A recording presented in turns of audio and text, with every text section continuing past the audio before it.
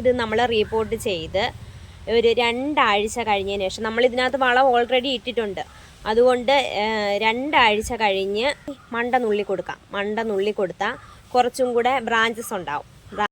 ഇതുപോലെ വരുന്ന മണ്ട മുട്ട് നമുക്ക് വിഷമം വന്നിട്ട് കാര്യമില്ല, അതോടുകൂടി ഇങ്ങനെ അങ്ങ് നുള്ളി കൊടുക്കണം. നുള്ളി കൊടുത്തു കഴിഞ്ഞാൽ അടുത്തത് നമുക്ക് നല്ല ഇതായിട്ട് പൊട്ടിക്കിളിച്ച് വരും. പൊട്ടിക്കിളിച്ച് നല്ല ബ്രാഞ്ചസ് വരും. ആരോഗ്യത്തോടു കൂടി വന്നതിന് ശേഷം മാത്രം മുട്ടുകൾ നിർത്തി കൊടുക്കുക. അന്നേരം ഫ്ലവർ ആവാനും അനുവദിക്കുക. എന്നിട്ട് ഈ 15 ദിവസം കഴിഞ്ഞതിന് ശേഷം മാത്രം ഇതിനകത്ത് ഇനി എന്തെങ്കിലും വളം കൊടുത്താൽ മതി. ചാണകപ്പൊടി ഇടണ്ട. ചാണകപ്പൊടിക്ക് വരെ ഇതുപോലെ കരിയില കമ്പോസ്റ്റോ വെർമി കമ്പോസ്റ്റോ ഒക്കെ ഇട്ട് കൊടുത്താൽ മാത്രം മതി.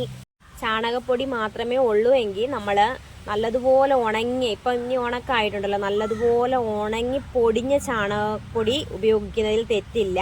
അതുപോലെ തന്നെ പച്ചച്ചാണകം കിട്ടും.